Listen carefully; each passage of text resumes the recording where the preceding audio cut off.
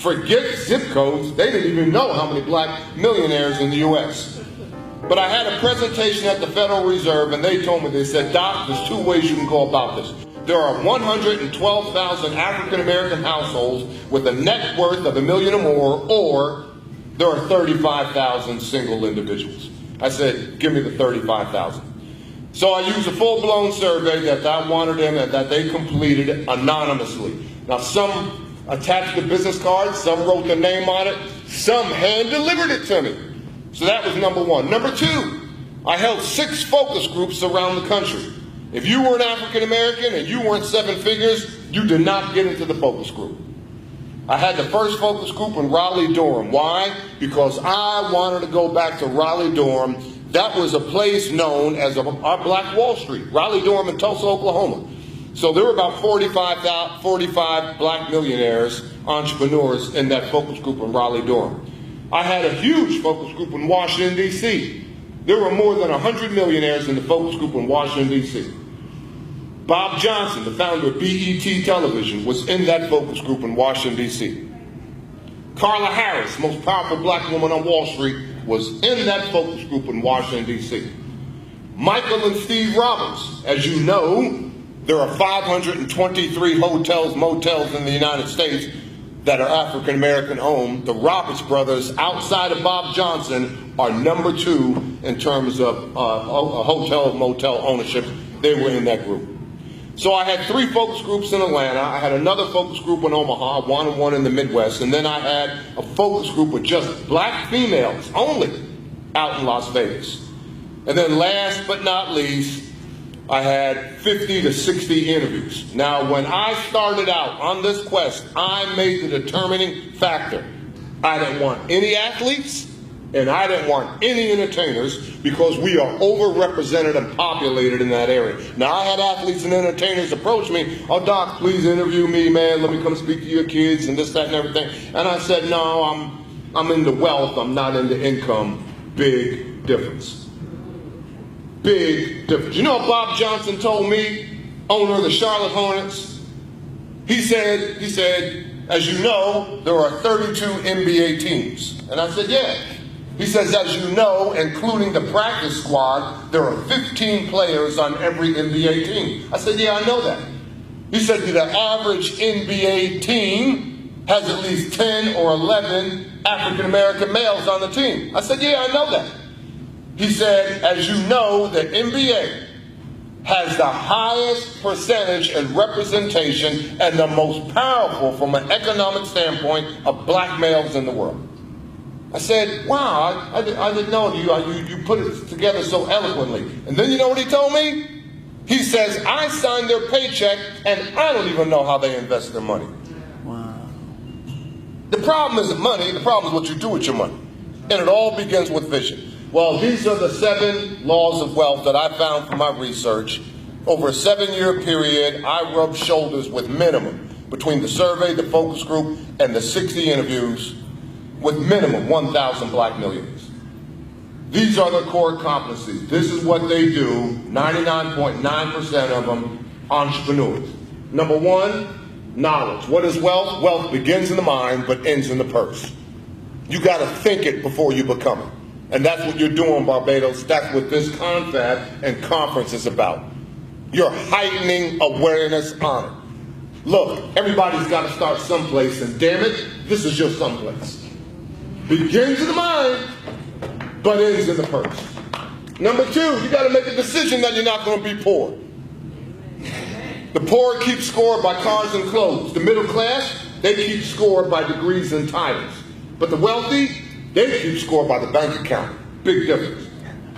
I interviewed a gentleman by the name of Victor McFarlane. Who's Victor McFarlane? As you know, there are 6 black billionaires in the United States. You got 16 in Africa. You got 6 black billionaires in the United States, but if it weren't for the 07-08 recession, you had 10 other individuals who were going to be billionaires, but couldn't hold it for that recession. Victor McFarlane was one of them. He told me that he was raised by a single parent in Middletown, Ohio. And his mother lived in a 1-bedroom apartment, and that 1 bedroom was for her. But in the waiting area to that apartment was a couch And he told me that he and his older sister, for the first 12 years of his life, slept on that couch. And I said, damn, Victor, it had to be rough. That had to be tough. Sleeping on that couch every day for 12 years, he cut me off at the knees. He said, Doc, don't feel sorry for me. I don't want any empathy. When I look back at it, those are probably the best 12 years of my life. I said, what do you mean? He said, it was during those 12 years sleeping on that couch every night that I made a conscious decision I wasn't going to be poor. Spread the word. Your Creator doesn't create poverty. That's an inside job that you create. Creator doesn't know anything about scarcity. What does your Creator say? Live life and live it abundantly? What does abundant mean? It doesn't mean Gucci and Prada and I got a lot of. It means see the possibilities. See what you have right here. Imagine the impossibilities. Imagine the impossibility. Number 3, I said about this yesterday, believe in yourself when no one else will. Believe in yourself when no one else will. What did Jay-Z say? Jay-Z said, I knew I was making headway in the world of hip-hop. I said, well, why? He said, the haters were coming after me. Yeah. Believe in yourself when no one else will. To thy own self be true. As I tell my students, do you know your area of excellence? What is your one unique strength? No one in this room chose to be here. I didn't choose to be here. You didn't choose to be here. The bottom line, you were chosen. You were chosen. If you lived a normal life, what did you tell me the normal life, Barb? 74, 75 years on earth, right? In Barbados, the normal life? Do the calculus. That's 30,000 days. That's what you get. You get 30,000 days. Time is not running out. But damn it, your life is.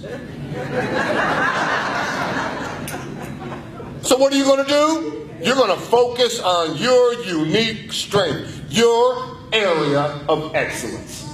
And these entrepreneurs, these millionaires, they know their area of excellence. Why? Because they ask the 3 critical questions. Question number 1, what do I love to do?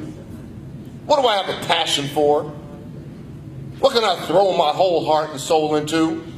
What does Steve Jobs say when he always interviews at the executive level? He says, yeah, I look for competency, number 1. But number 2, I look for passion. What is passion? Will this individual love Apple the way I love Apple?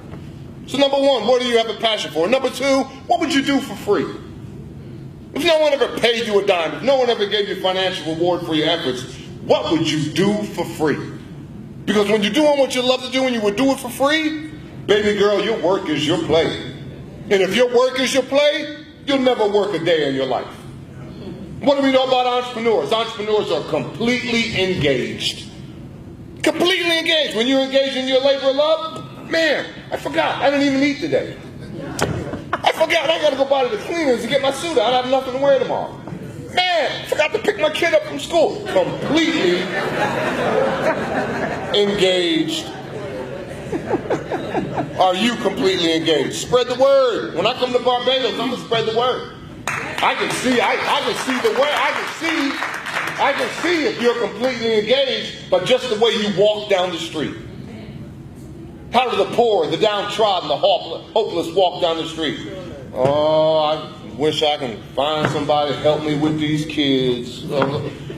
How do the powerful, the engaged, those getting on with life, they walk down the street fast. Hey man, we'll get together. Hit me on the hip. Email me. Send me a text message. I got you, man. I got you. Call me. We'll get together. I promise, man.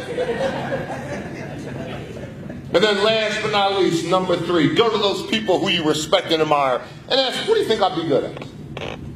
Don't you know when I was an undergrad at University of Oklahoma, you know what my frat brothers called me? They called me the professor. Because I always had a book under my arm. I was always reading. I was always in the library. Where's Kimbro? Kimbro's in lab. He's always right. Man, tell us something. I'm always sharing a piece of data that I got. And what do you think I do now?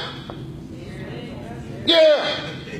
I mean, when I'm in the classroom, that's my home court advantage. See, that's my home court. And you'll never be defeated on your home court. I mean, I tell my kids, man, I never teach a student in my life. Every Tuesday and Thursday, I teach sons and daughters. And that doesn't mean I'm an easy touch. Doesn't mean my class is easy. It means I got a moral obligation to give them my best. And what are they going to give me in return? They're going to give me their best. They're going to give me their best. A rising tide lifts all boats. How may I serve thee? That's what entrepreneurs do. Entrepreneurs solve problems. They serve. What is the formula for compensation? Do you even know? Q plus MA equals C. The quality of your service plus the quantity of your service plus the mental attitude in which it is rendered always equals compensation. Always. That's what I love about Barbados, man. They just smother me with service. From the moment that plane lands, they just smother me. They pull me into this space. Don't you know you can have anything in the world that you want, depending on your level of service. And you can always judge how well you are serving others by how many times people have contacted you trying to pull you away from your current employer. You can always tell your level of service, how well you are doing. A happy customer tells 5 of his friends. A dissatisfied customer tells 15 of his friends. If you are met with a customer complaint, the worst thing in the world you can do, let that customer walk out that door without solving that complaint. Don't let the nice customer ruin your business, Barbados. Don't let the nice customer do that. See, the nice customer will drink the white wine when she asks for red. The nice customer will eat the well-done steak when he asks for red. The nice customer will sit there, wait for his order to be taken while the waiter's on the phone talking to his buddy. See, a nice customer will do that. But the nice customer never comes back. So don't come bum rushing me, tell me you got the order. No, you tell me when you get the reorder. And if you don't get the reorder, it's a sin not to know why you didn't get the reorder. I tell my students when they interview, Dr. Kimbro, I just got a ding letter, I just got bumped. Okay, wait about 2 weeks and call them up. That's not the problem. The problem is you to call them up because you might do the same thing again. You might do the same thing again. Look at that. Thou shalt own thy own business. Burn it into your subconscious. I don't care what you do for a living. You're in business for yourself. Now, I don't care if you work in the housekeeping department for Marriott. I don't care if you're a big baller, shot caller, entrepreneur. Bottom line, you're in business for yourself. You sign your own paycheck. No one hires you. You hire yourself. Depending on your attitude, depending on your personal brand. And then last but not least, make your money grow. And that's what this is about. That's what this conference is about. It's about growing the brand. Growing the brand. And what is a brand? Your appearance, your name, your voice, your attitude, and the content of what you got to say. So, you wanted me to come back, I laid it on you, there it is. I don't think there's anything else that needs to be said. Wow. Thank you, I enjoyed